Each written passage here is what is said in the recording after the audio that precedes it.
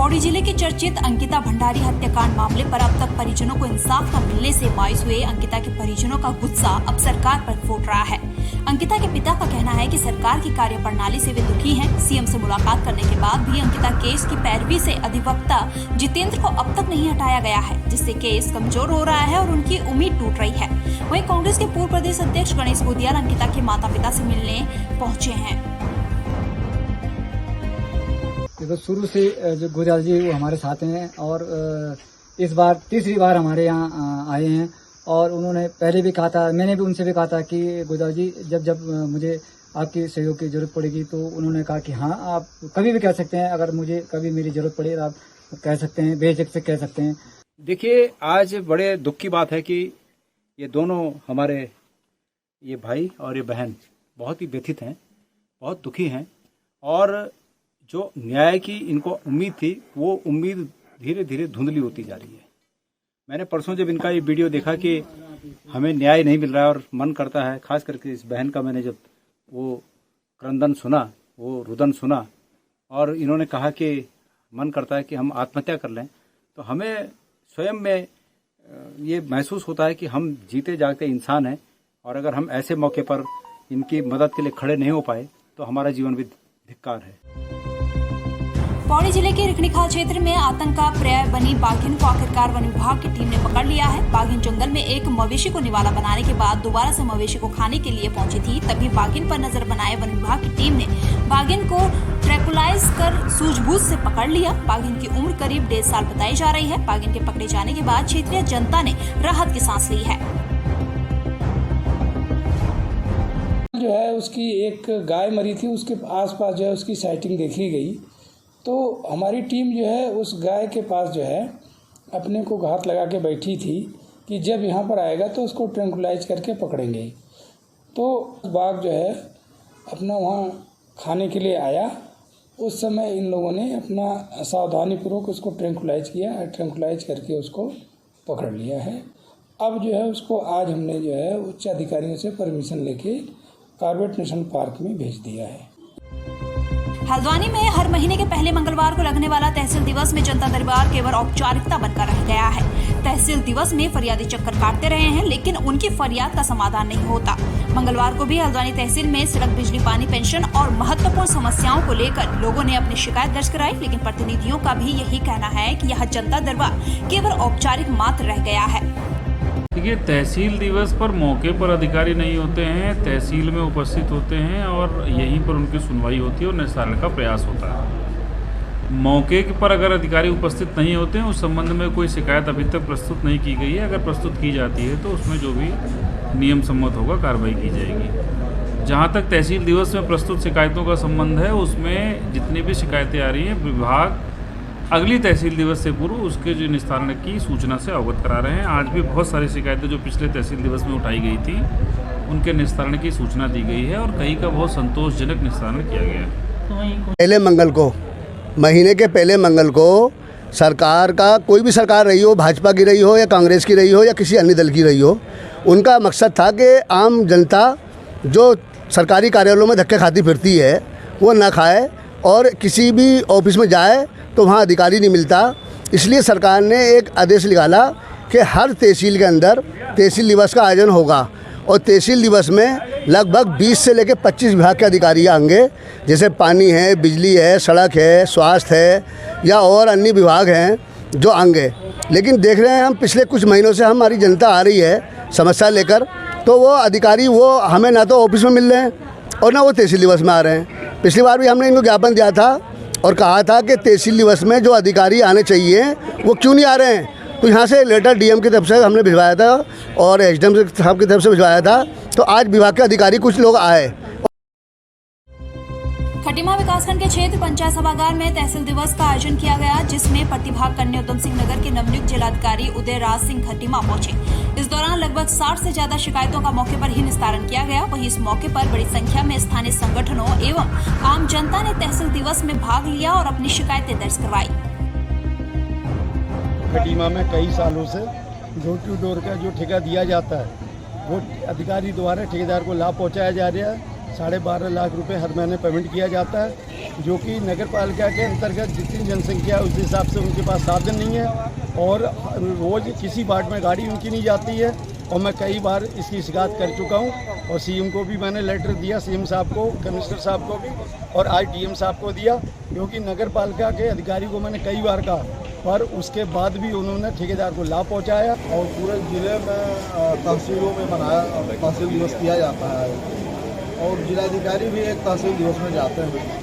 उसी कड़ी मैंने यहाँ के तहसील दिवस में, मेरा पहला तहसील दिवस है, हमने भाग लिया। जो शिकायतें आई हैं लगभग 60 के करीब हैं। निराकरण भी हमने अपने अधिकारियों को निर्देशित किया है कि समयबद्ध ढंग से करें। कुल मिला के तहसील दिवस ठीक है, होना भी चाहिए। जनता से जो सरकार की अपेक्षा है कि जनता से जो अधिकारी हैं वो रूबरू हों और उनकी बात सुनें, तो उसी कड़ी में ये तहसील दिवस में मैं आया हूँ। धन्यवाद। काशीपुर में अवैध नशे के खिलाफ चलाए जा रहे अभियान के तहत काशीपुर पुलिस को एक बार फिर बड़ी सफलता हासिल हुई है, जहां क्षेत्र के प्रतापपुर इलाके में दबिश देकर करण, यशपाल और राम अवतार को गिरफ्तार कर उनके कब्जे से अंग्रेजी शराब 8 PM की 10 पेटियां और लगभग 50 लीटर देसी शराब सहित शराब बनाने के उपकरण जब्त किए गए हैं। आरोपियों से जरूरी जानकारी एकत्र कर न्यायालय के समक्ष पेश कर दिया गया है। ये लगातार उच्च अधिकारियों के निर्देश हैं कि अवैध मादक पदार्थों की जो भी अवैध तस्करी हो रही है या निर्माण हो रहा है, इस पर लगातार सभी थाने और चौकियाँ अपने अपने क्षेत्र में सतर्क रहें और इसमें कार्रवाई करें। इसी के क्रम में कल ये काशीपुर क्षेत्र में प्रतापपुर चौकी को एक अच्छी सफलता हासिल हुई है। इसमें क्रम में इन्होंने एक टेम्पो को पकड़ा है जिसमें 10 अवैध पेटियाँ जो कि 1 PM विस्की की हैं उत्तराखंड मार्ग का, और इसमें 2 अभियुक्त हैं, करण और वंशपाल। इन दोनों को मौके के साथ इन्हें गिरफ्तार किया गया है। इसी के क्रम में एक अन्य जगह पर एक जंगल में भट्टी लगाकर जो अवैध रूप से इसका शराब का निर्माण किया जा रहा था, कच्ची शराब का, उसमें भी लगभग 5000 लाहन को नष्ट किया है और वहाँ से भी उपकरणों की बरामद की गई है। काशीपुर में इज्जत नगर मंडल के DRM ने 4 दिवसीय पावर लिफ्टिंग प्रतियोगिता का शुभारंभ किया। इस प्रतियोगिता में 16 टीम युवकों की है और 11 टीम युवतियों की प्रतिभाग कर रही है। ये सभी राष्ट्रीय स्तर के खिलाड़ी हैं, जिनमें से चयन करके एक नेशनल टीम बनाई जाएगी। देखिए, ऐसा है कि रेलवे जो है वो स्पोर्ट्स के साथ सिनोनिमस है। 56 गेमों में हम लोग पार्टिसिपेट करते हैं नेशनल चैम्पियनशिप में, और आधे से ज़्यादा में रेलवे की टीम रहती है। इंटरनेशनल एथलीट्स अगर हम कहें तो जैसे लास्ट ओलंपिक्स में जो कॉन्टिजेंट गया था उसमें तकरीबन हमारे 38 लोग रेलवे से थे। तो इसका ये है कि अपने आप नहीं जाते, हमारे यहाँ एक ग्रेडेशन सिस्टम है। हम ऑल इंडिया रेलवे करते हैं, उसमें से टीमों का चयन होता है, हम नेशनल में लेके जाते हैं टीम, उसमें से इंटरनेशनल में जाते हैं। तो जो ये पावर लिफ्टिंग की आज जो all India inter railway championship है, अगर आप देखिएगा, क्योंकि थोड़े दिन में काशीपुर में नेशनल भी होने वाला है, यहाँ का जो स्टैंडर्ड होगा प्लेयर्स का और आयोजन का, वो नेशनल से कम नहीं है।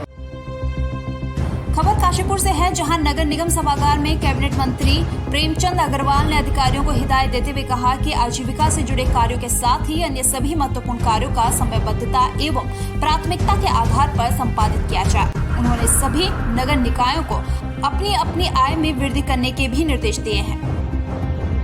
आज जो हमारे निकाय हैं उनके समीक्षा बैठक आज मैं यहाँ ले रहा हूँ, और उसमें चाहे हमारा प्रधानमंत्री स्वनिधि योजना है, चाहे साफ सफाई हो, छिड़काव की बात हो, या हमारा अन्य जिस मदों पे हमारी सरकार उस पर काम कर रही है, सभी बिंदुओं पर मैं एक एक पर जितने हमारे निकाय हैं उनसे मैं बातचीत कर रहा हूँ।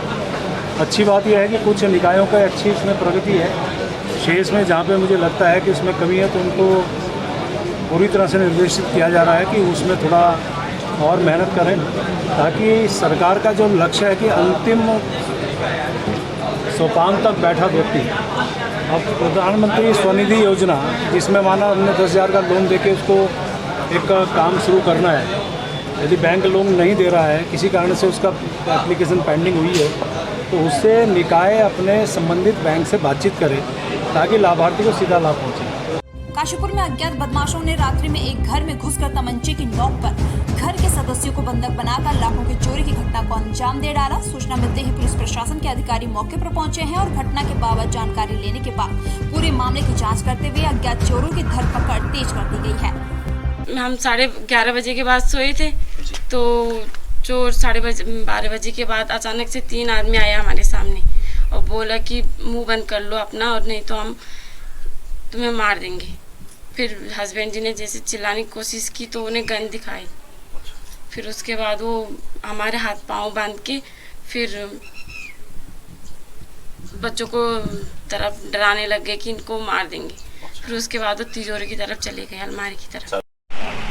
ये एक सूचना आई थी 112 पे, जिसमें ये अपना घर सोसाइटी है कुंडेश्वरी में। तो यहाँ एक परिवार रहता है गोसाई जी का। तो इनके द्वारा ये बताया गया कि रात को 1:15 बजे 3 बदमाश इनके घर में घुसे हैं और इनकी बेटे और बहू को बंधक बनाकर कुछ गहने और पैसे लेकर गए हैं।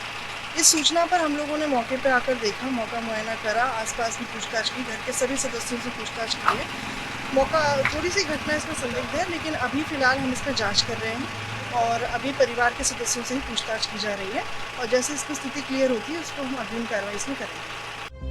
मसूरी में शहर कांग्रेस कमेटी द्वारा शहर अध्यक्ष अमित गुप्ता के नेतृत्व में प्रेस कॉन्फ्रेंस का आयोजन किया गया। प्रेस कॉन्फ्रेंस के माध्यम से कांग्रेस ने मसूरी विधायक कैबिनेट मंत्री गणेश जोशी द्वारा मसूरी की अनदेखी करने का आरोप लगाया है। उन्होंने कहा कि कैबिनेट मंत्री गणेश जोशी द्वारा मसूरी में करोड़ों रुपए की योजना के तहत कार्य तो कराया जा रहा है, लेकिन सभी कार्य अधूरे पड़े हुए हैं।